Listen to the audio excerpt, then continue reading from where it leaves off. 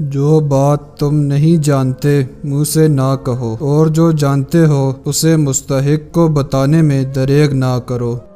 جاہل لوگوں سے کم ملو ورنہ وہ تجھے بھی جاہل بنا دیں گے۔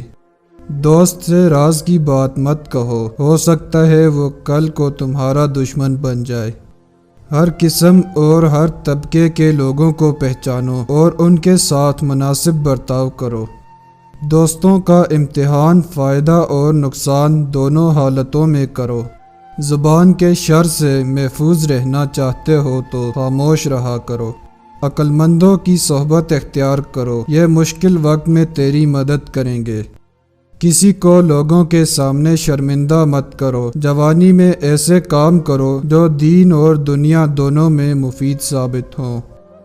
اپنے سے بڑوں کے ساتھ مذاق اور خوش طبعی نہ کرو۔ جب گھر میں داخل ہو تو آنکھ اور زبان پر قابو رکھو۔ جس طرح بارش خشک زمین کو زندہ کر دیتی ہے، اسی طرح صحبت علماء سے دل زندہ ہوتا ہے۔ عورتوں اور بچوں سے راز کی بات مت کرو اور کسی کی چیز میں طمع اور لالچ نہ کرو۔ سچ بات کو مت چھپاؤ اور جھوٹ مت بولو۔ کام نہ کرنا محتاجی لاتا ہے، اور محتاجی دین کو تنگ، عقل کو ضعیف اور مروت کو زائل کرتا ہے۔ صحت اللہ کی بہت بڑی نعمت ہے، مہمان کی اپنی حیثیت کے مطابق ضرور خدمت کرو۔ گندی آوارہ عورتوں کو گھروں کی زینت بنانا نسلوں کی تباہی ہے۔ اپنے مال کو چھپاؤ اور اسے دوست و دشمن کے سامنے نہ لاؤ۔ جب کسی کو کوئی کام کہو تو ایک بار کہو، دوسری دفعہ یاد دہانی کروا دو۔ اگر تیسری دفعہ کہنے کی ضرورت پڑے تو مت کہو، کیونکہ اس کی نیت نہ کرنے کی ہے۔